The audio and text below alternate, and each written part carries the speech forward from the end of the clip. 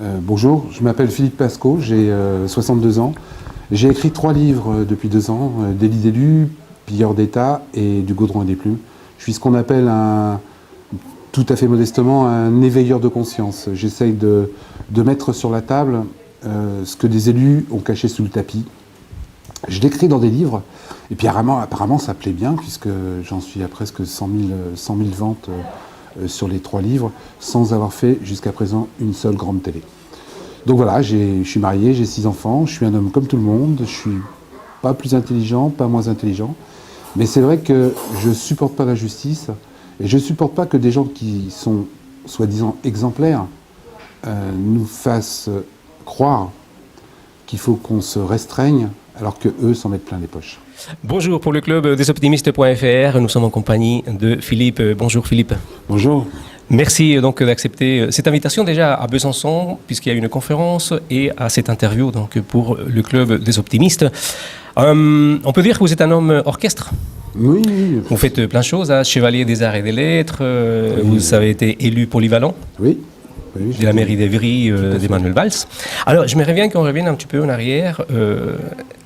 J'ai découvert sur Internet que dans les années 80, vous avez fondé le premier mensuel français consacré au chat. Oui. À l'époque, il n'y avait pas de mensuel sur les chats, donc j'ai fondé le premier magazine mensuel uniquement consacré aux chats, qui a bien marché puisqu'on avait presque 3000 adhérents au bout de 1 an, et on a été racheté par une filiale de 30 millions d'amis qui nous a laissé essuyer les plates et puis qui après nous a racheté. Le journal existe encore, le mensuel maintenant s'appelle À tout chat, je crois, quelque chose comme ça. Alors, cette jeunesse, à quel moment vous avez découvert cette envie de faire du théâtre, on va en parler également, des caméras cachées, et puis ensuite la politique? Mais j'ai toujours été un trublion, j'ai toujours été un électron libre, et j'ai toujours aimé donner aux autres, et il n'y a rien de mieux que de monter sur scène pour donner aux autres. C'est-à-dire que vous vous éclatez, vous donnez un maximum de choses pour que les gens reçoivent du plaisir. Moi, j'adore donner du plaisir aux gens, donner du bonheur. Parce qu'on n'a qu'une seule vie et qu'elle est courte, et que si on passe sa vie à larmoyer, à pleurer, etc., c'est pas bon. Donc donnons du bonheur, ayons du bonheur. Et donner du bonheur, ça veut dire aussi dire des vérités. Vous avez réalisé quelques records. Oui. Est-ce que vous pouvez nous en parler? Oui, j'ai quelques records du monde à mon actif, et j'ai le record du monde de la traversée d'un tunnel de feu à pied, mais de 50 mètres, mais celui dont je suis le plus fier, c'est le record du monde de l'attache de trombone. Oui. 42 km de trombone attachés les uns aux autres en 1983, j'ai 43, j'ai l'air si vieux que ça. Ouais. Et voilà, on a fait ça parce que c'est un record qui n'a pas coûté d'argent. Tout le monde a rapporté des trombones de tout le département. Il y a une solidarité énorme, les gens se réunissaient le soir, et d'attacher des petites trombones, ça faisait des espèces de chaînes. Et cette chaîne-là, elle a fait vivre 500 personnes pendant 1 an. Voilà, donc, et puis ensuite, pilote d'avion également, lors de votre service militaire. Il a bien creusé ma vie. Oui, j'étais pilote d'avion monomoteur au Tchad dans les années 74. J'étais là-bas au moment de la guerre entre Hissène Habré et Tombalbaye. Voilà, donc j'étais là-bas au moment où il y avait Madame Françoise Claustre, pour ceux qui sont plus vieux, qui étaient là-bas. J'étais pilote d'avion, pilote de monomoteur, et j'accompagnais un mec qui s'appelait Jorniak entre le Djamena et le Tibesti. Toujours pour un but solidaire. Toujours. Non, là j'étais à l'armée. À l'armée, voilà. Là j'étais à l'armée. Mais bon, plutôt que de balayer les rues et balayer machin, je préférais faire pilote d'avion. Alors, il y a également un orchestre qui a été monté, pas n'importe laquelle. Hein. Ah non, alors, je me suis occupé pendant 5 ans, de 2004 à 2009 environ, du seul orchestre symphonique totalement noir au monde, dans les poubelles de Kinshasa. Donc pendant 5 ans, j'ai fait des allers-retours 4, 5, 6 fois par an pour former l'orchestre, faire des stages de formation, leur trouver du matériel. Et cet orchestre-là, qui s'appelle l'OSK, tourne dans le monde entier. Il a même rencontré Angelina Jolie et Brad Pitt il n'y a pas longtemps. Il y a un film qui a été fait par des Allemands, et maintenant ils vivent leur vie et ils mangent à leur faim, ce qui n'était pas le cas avant. C'est-à-dire que moi, j'ai vu des gens formidables là-bas qui faisaient 40 km à pied, avec rien dans le ventre, pour faire du violon. Et ce qui m'a le plus impressionné, c'est que, comme là-bas, il y a des coupures d'électricité énormes dans les poubelles de Kinshasa, il y avait un autre personnage qui faisait de la lumière au-dessus du pupitre pour que la personne puisse faire du violon. Et ça c'est fantastique. J'ai emmené des Blancs là-bas, c'était des grandes leçons de vie pour eux.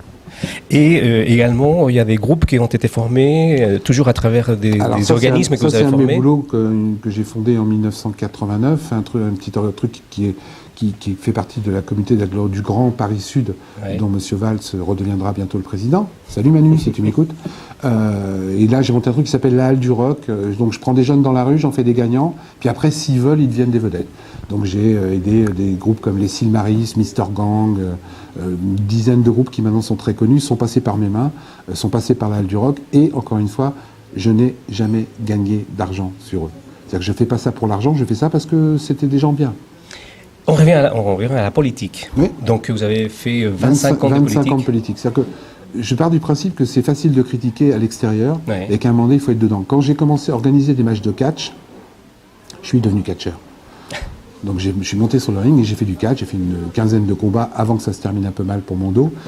Mais au moins, je savais de quoi je parlais quand j'organisais. Donc la politique, à un moment donné, j'en ai eu marre. J'étais directeur de maison de jeunes à l'époque. Et j'en ai eu marre qu'à chaque fois qu'un élu changeait, les subventionnaient, j'ai été voir comment ça se passait. Et je me suis donc mis à faire de la politique moi aussi. Et donc, dans la politique, il y a eu, j'imagine, des moments, des tentations où on vous a proposé des choses. Il y a eu énormément de tentations, encore une fois. L'homme est faible, la femme est faible. Et c'est vrai que quand j'étais président de la formation professionnelle et de l'apprentissage sur l'Île-de-France, je gérais 800 millions d'euros par an. 800 millions d'euros par an. Les CFA, l'école de la deuxième chance, etc., etc. On m'a proposé un certain nombre de choses. Mais comme je dis toujours, on a le droit de proposer. Après, on a le droit de refuser. Moi, j'ai jamais accepté un pot de vin. Jamais. Parce que c'est pas mon trip. Parce qu'en plus, une fois que vous commencez à accepter, vous êtes tenu. Et que moi, il y a une chose que j'aime bien, c'est ma liberté. Et quand on commence à mettre les doigts dans la confiture, les autres vous tiennent. Et vous êtes comme ça. Et moi, j'aime trop être libre. Et ce qui vous permet aujourd'hui, bien évidemment, d'ouvrir ma gueule. Voilà, et écrire 3 livres, donc des livres d'élus, Pilleurs d'État et du goudron et des plumes. D'ailleurs, je vous le conseille, achetez-le, je connais l'auteur, il est sympa. Oui, moi aussi, il paraît qu'il est assez sympa. Alors, on a l'impression, quand on lit ces livres, que c'est une sorte de revanche peut-être contre les hommes politiques, ou peut-être une frustration parce que Philippe Pascot n'a pas... Je ne suis pas du tout aigri. Voilà. Je n'ai jamais été aigri. Sauf que j'ai vu des choses, je les ai découvertes, et j'ai la capacité de fouiller sous le tapis. Et moi, je me sens pas... Je dis, pour moi, c'est pas possible. Quand je découvre quelque chose, il faut que j'aille jusqu'au bout. Un jour, dans mon bureau, il y a quelqu'un qui est rentré, une mère en pleurs, qui me disait, Philippe, mes enfants sont en train de mourir. Ils ont une leucémie, il n'y a pas de banque de donneurs de moelle osseuse. Pendant 8 ans, j'ai monté la banque de donneurs de moelle osseuse en France, qui était à 600 donneurs quand je l'ai pris en main. Et quand on l'a quitté, il y avait 120 000 donneurs. Parce que quand quelque chose vous arrive, vous avez 2 solutions. Soit vous fermez les yeux, vous tournez la tête, soit vous ouvrez les yeux et vous rentrez dans le combat. Moi, je préfère ouvrir les yeux et rentrer dans le combat. Donc, à un moment donné, j'ai découvert des choses en politique. J'ai dit non, ça suffit. Moi, j'ai jamais voté en fermant les yeux. J'ai toujours voté en étant convaincu. Plusieurs fois, quand j'étais maire adjoint de M. Manuel Valls, j'ai refusé de voter certaines choses en conseil municipal. Manu m'a convoqué en me disant « Tu comprends pas, tu m'expliques pas, je vote pas ». Moi, je veux bien voter, mais je veux être convaincu. Je veux bien mourir, mais je veux savoir pourquoi. Donc, si on ne m'explique pas pourquoi, je ne vote pas. Et j'ai toujours été comme ça. Donc, ce n'est pas une revanche et je ne suis pas aigri en écrivant ces 3 livres. Et dans ces 3 livres, donc, on découvre des choses qu'on peut considérer parfois grossières, mais qui existent. Hein. D'abord, tout est factuel dans ces 3 livres. Je n'ai rien inventé. Tout ce que j'ai écrit est vrai, vérifié. J'ai eu sur 1200 noms, parce que je mets les noms, c'est-à-dire que je vais jusqu'au bout de ma logique. Je ne me contente pas de dire, je mets les noms, je mets ce qu'ils ont fait et je mets où ils l'ont fait. Je n'ai eu qu'un seul procès, parce que j'avais fait une petite erreur. C'est même pas une malversation, c'est une petite erreur de 2 lignes que j'ai rectifié depuis. Donc 1200 noms, je n'ai mis que des choses vraies. Ce que j'ai mis est factuel. J'ai mis les avantages et les privilèges que s'octroient les élus en nous demandant, nous, de nous serrer la ceinture. Ce qui est inadmissible. Alors, pas tous les élus, je le précise bien. Voilà, justement, hein, parce qu'une des critiques qu'on essaye de vous porter, c'est reproche, c'est... Je travaille pour le tous pourri, je travaille pour l'abstention. Non, je travaille pour la transparence. C'est l'inverse. Quand on est positif comme moi, on sait que plus on est transparent, moins les gens pourront abuser. Moins ils pourront abuser, mieux ça ira. Les extrêmes n'existent que sur la paupérisation et sur l'opacité. C'est-à-dire que quand tout va bien, les extrêmes, ils n'existent pas. Ouais. Donc je ne travaille pas pour les extrêmes, moi je travaille contre les extrêmes. Mais je travaille contre les extrêmes en étant transparent. Plus les gens seront, moins on pourra abuser. Vous venez de prononcer le mot positif, je fais partie du club des optimistes. On me dit que ça ne colle pas trop le fait de vous avoir invité à Besançon, puisque ce n'est pas très positif ce que vous dites. Non, c'est faux, c'est totalement positif. Est-ce que la vérité n'est pas positive ? Est-ce que le fait d'être transparent n'est pas positif ? Moi, je trouve que c'est éminemment positif. C'est l'éternel problème de la bouteille à moitié vide et la bouteille à moitié pleine. Il y a des gens qui regardent une bouteille, ils la trouvent à moitié vide. Il y a des gens qui la regardent et de la trouvent à moitié pleine. Moi, je la trouve à moitié pleine, et dedans, dans ma moitié pleine, c'est de la vérité. Aux gens de s'en emparer. Plus on sera transparent, moins les gens pourront abuser. Moi, j'ai jamais caché mon salaire. Pendant 20 ans, mon salaire, il a été affiché derrière moi. C'est vrai que je gagnais mieux qu'un ouvrier ou qu'un OS, etc. Mais je pouvais l'expliquer. Et à partir du moment où c'était affiché, j'ai jamais eu aucun problème avec tous les jeunes qui venaient me voir. Aucun. Petite anecdote justement par rapport au salaire des élus et tout ça, par rapport à la retraite. C'est pas des salaires, c'est des indemnités. Des indemnités. Parce qu'il faut que vous sachiez que dans la Constitution, à l'article 2, il est marqué que les élus sont bénévoles. Ah oui. Je ne vous blague pas, c'est marqué dans la Constitution française. Donc c'est pas des salaires parce Non, c'est pas des salaires, c'est des indemnités. Ce qui leur permet de magouiller allègrement avec tout ça. Donc par rapport à la retraite, vous avez été étonné quand vous êtes allé consulter Moi le premier, je veux dire, j'arrive à un âge canonique, excusez-moi, j'ai été voir pour ma retraite et je me suis aperçu que j'ai fait 15 ans d'élu rémunéré, 15 ans. J'ai quasiment autant de points Ircantec en 15 ans d'élu que depuis l'âge de 14 ans où je travaille. J'ai demandé à la dame, il n'y a pas un zéro en trop là? Vous n'êtes pas gouré, madame? Eh ben non. Ah bah putain, la soupe est bonne. Mais c'est normal, puisque quand on cotise un an en tant qu'élu, la mairie ou la collectivité abonde d'un an. Donc j'ai cotisé 15 ans, mais en fin de compte, j'ai 30 ans de cotisation. Et donc ça change la face des choses. En plus, et il faut le savoir, les élus, c'est les seuls qui ont une retraite par capitalisation. Ils se battent pour qu'on ait une retraite par répartition, et eux ont une retraite par capitalisation qui, en plus, est subventionnée tous les ans. Je parle des députés. Donc il y a quand même un malaise. Nous, on nous explique qu'on ne peut pas et qu'on réduit notre salaire, et eux, on subventionne tous les ans pour qu'ils puissent toucher leur retraite. J'ai un problème. J'aimerais bien que ces gens-là, qui nous demandent d'être exemplaires, soient eux aussi exemplaires. Donc la retraite, ça fait partie un petit peu de tous ces magouilles. Des avantages. Je ne vais pas tous vous les citer parce qu'il vous faudrait 3 heures d'émission. Mais est-ce que c'est normal aujourd'hui qu'on donne de l'argent de poche sans contrôler aux députés, aux sénateurs, aux membres du CESS? Et ce n'est pas 500 euros, c'est combien à peu près? C'est 5 770 euros par député, 6 200 euros par sénateur. C'est de l'argent de poche. Moi, je suis chef d'entreprise. Si je paye un restaurant à quelqu'un, je suis obligé de le justifier. Si je ne le justifie pas, je risque d'être mis en examen pour abus de bien social. Ouais. Je suis obligé de payer et je donne ma facture au comptable qui me rembourse. Les élus, non. Et vous ne pouvez pas manger 3 fois. C'est un problème. Les élus, on leur donne du pognon, ils ont fait ce qu'ils veulent. En plus, j'ai du mal à comprendre, je le dis souvent dans mes conférences, un élu qui a plusieurs mandats, il a plusieurs frais de représentation. Moi, je déjeune qu'une seule fois par jour. Pourquoi on lui rembourse 3 fois le déjeuner? Tout ça, c'est des trucs qui me rendent fou. Parce qu'on nous demande, nous, d'être heureux avec 540 € pour les gens qui sont au RSA. On culpabilise les gens du RSA.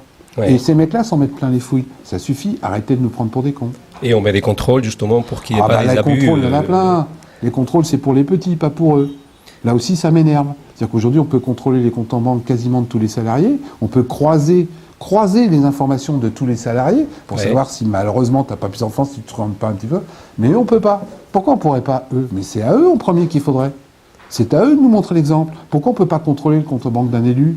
Pourquoi il y a des espèces d'immunité pour ces gens-là? Est-ce que moi j'ai une immunité? Pourquoi quand un élu il fait une fraude fiscale, il y a un bureau spécial dans chaque perception pour traiter la fraude fiscale de l'élu? Pourquoi il y a ce qui s'appelle le verrou de Bercy? Vous connaissez le verrou de Bercy? Je vais vous l'expliquer, c'est un truc de fou. C'est-à-dire que quand on découvre une fraude fiscale sur un élu de grande importance, pas le petit élu bien entendu, eh ben, avant de déclencher une enquête judiciaire, il faut l'autorisation du ministre. Mais s'il y a faute, pourquoi j'ai besoin de l'autorisation du ministre pour déclencher une enquête judiciaire? Eh bien ça s'appelle le verrou de Bercy. Et quel que soit le gouvernement, il ne le retire pas. Casier judiciaire. Casier Parlons-en. judiciaire vierge, ça c'est une de mes grandes batailles. Il y a 396 métiers en France, 396 métiers que j'ai référencés, où il y a obligation de présenter un casier judiciaire vierge pour travailler. Pompiers, policiers, sage-femme. Sage-femme, mais il y en a un paquet de 396. Pour travailler dans une mairie, vous êtes obligé de présenter un casier judiciaire vierge. Si vous êtes condamné pendant que vous êtes fonctionnaire dans la mairie, selon la loi, vous pouvez être viré sans indemnité. Par contre, pour diriger la mairie, vous pouvez avoir violé, détourner du pognon, vous n'avez pas besoin de casier judiciaire vierge. Il y a un non-sens qu'il faut arrêter. Et en plus, ça commence à marcher. On a lancé une pétition nationale qui prend de l'ampleur. C'est sur mesopinions.com, casier judiciaire vierge. Vous suivez le lien et vous signez. Elle commence à avoir du monde, puisqu'on a dépassé les 150 000 presque, là, maintenant, vu la pression médiatique, là, il n'y a pas longtemps, en disant que maintenant, pour se présenter comme élu, il va falloir présenter un casier judiciaire vierge. J'ai dit, c'est bien, c'est sympa, mais comme d'habitude, ils se sont foutus de notre gueule. J'ai Ils sont trouvés. j'ai lu dans les amendes. D'abord, c'est réservé qu'aux élus locaux. Ah. Donc les députés, les sénateurs et tout, eux, ça ne les concerne pas. Intouchable. J'ai du mal à comprendre. Ils vont soi-disant voter une loi organique. 2, c'est valable en 2020. Mais attendez, ce que j'ai découvert derrière les fagots, c'est que l'inéligibilité dans ces cas-là n'est valable que s'ils sont condamnés dans la fonction de leur État. Je m'explique. S'ils violent une nana, c'est pas valable. S'ils détournent de l'argent en dehors de leur fonction d'élu, c'est pas valable. Pour qui ils nous prennent? Ils croient qu'on ne sait plus lire maintenant? Ces gens-là croient qu'on ne sait plus lire? Ces gens-là croient que le petit Pascou, il ne s'est pas fouillé dans les petits alinéas? Ben si, et je le dis, le demi-amendement qu'ils ont posé, c'est de la daube, c'est de la merde. Parce qu'il n'arrête pas de fouiller. Et il y a un 4e livre qui se prépare. Oui, alors on se demande, mais il y a 3 livres de 200-300 pages. Il y a encore un 4e. Ouais, c'est le dernier, là, j'arrête. Donc j'en sors un autre en janvier-février. Si mon éditeur ne croule pas sous les contrôles fiscaux et si on ne m'a pas assassiné d'ici là. Mais j'en sors un 4e où j'ai encore découvert des choses sous le tapis. Mais est-ce qu'elles sont plus graves que celles qu'on découvre Tout est grave pour moi. Oui. Mais là, j'ai découvert encore des trucs de fou. Et, je ne peux pas ne pas vous les dire. Après, les gens feront ce qu'ils veulent. Moi, je ne suis pas là pour donner les leçons de morale. Je pose sur la table dans mes livres aux gens de s'emparer de la citoyenneté. Aux gens de faire la différence entre le mauvais grain et le bon grain. Moi, j'ai découvert des choses, je l'écris. Ça ne va pas plaire parce que je mets encore des noms. Tant pis. Et ce titre, je vous le donne en scoop. Normalement, c'est presque tous vous faire foutre. Le presque est important. C'est une espèce de ras-le-bol C'est une ras-le-bol. À la fin de ce livre, vous avez un bulletin de vote à découper, marqué « Allez presque tous vous faire foutre ». Et moi, je conseille à plein de gens de le mettre dans l'urne au présidentiel. Parce que vous êtes pour que les gens aillent voter. Et moi, il y a une organisation de l'abstention aujourd'hui. Il y a 80% de gens qui ne vont pas voter à certaines élections. Je vous signale que les dernières élections qui sont passées, les gens ont été élus. Encore là, il y a eu une élection partielle législative. Il y a eu plus de 76% d'abstention. Il y avait 2 candidats. Ça veut dire quoi? Ça veut dire que les gens qui ont été élus comme députés ont été élus avec 1,2 électeurs sur 10. 1,2 électeurs sur 10. Personne ne s'en rend compte, mais c'est plus démocratique. Ces gens sont légalement élus, mais ne sont plus représentatifs de la population. Il y a un moment donné, il va falloir qu'on arrête. Et comment on peut arrêter? La seule façon d'arrêter aujourd'hui la gangrène de l'abstention, qui est une abstention organisée, qu'on soit bien d'accord, ça les arrange en fin de compte, les élus, qu'il n'y a pas beaucoup de gens qui aillent voter, c'est de créer ce que moi j'appelle le vote obligatoire. Parce que le vote obligatoire, ça a l'air de rien. Je vous l'explique, si vous avez 2 secondes. Vote obligatoire, vous supprimez l'abstention. D'accord? Si vous supprimez l'abstention, on est obligé politiquement de donner un pouvoir politique au vote blanc. Si vous donnez un pouvoir politique au vote blanc, vous lui donnez un pourcentage, puisqu'il n'y a plus d'abstention. Ils sont obligés. Si vous donnez un pourcentage, on peut dégager la peste, le choléra, les chemises rouges, les chemises brunes au premier tour. Vous ajoutez à ça le casier judiciaire vierge, il n'y a pas de problème. Et qu'on ne me dise pas que c'est pas possible. Il y a 96 pays qui le font. Et qu'on ne me dise pas que c'est pas possible. En France, on le fait déjà. En France, on le fait déjà. Aujourd'hui, il y a le vote obligatoire en France. Bah oui, je vous vois derrière l'écran, vous faites des grands yeux. Oui, les sénateurs, ils sont élus par les grands électeurs.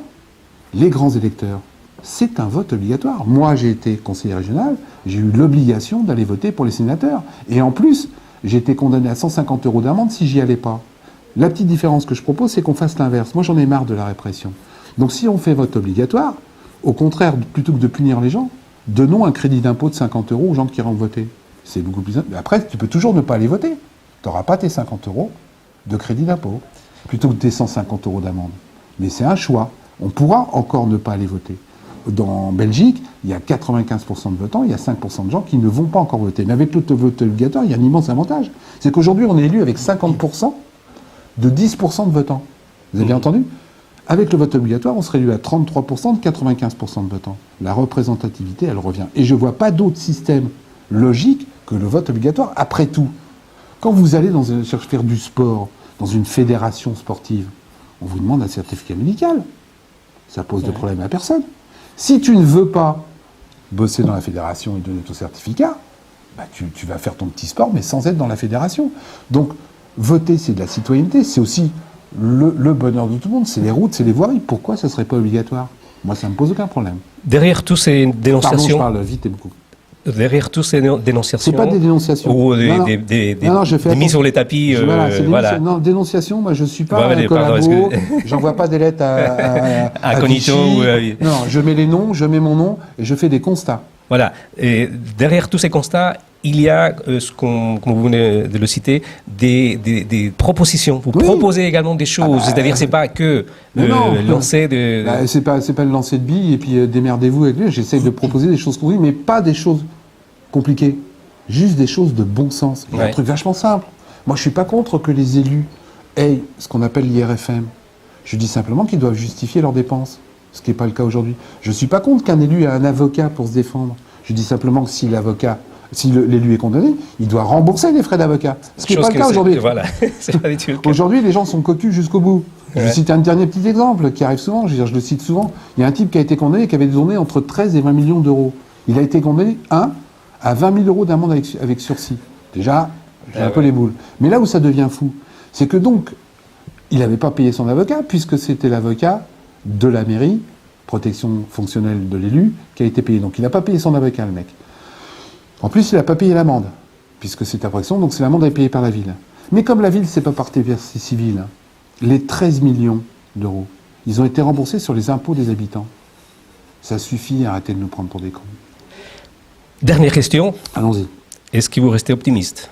Mais je suis désespérément optimiste, et ce que j'ai écrit dans mes livres ne sont pas des choses pessimistes. Encore une fois, il y a deux façons de voir les choses. La vérité, pour moi, elle est optimiste. La transparence, elle est optimiste. Elle n'est pas autre chose. Après, les gens font ce qu'ils veulent.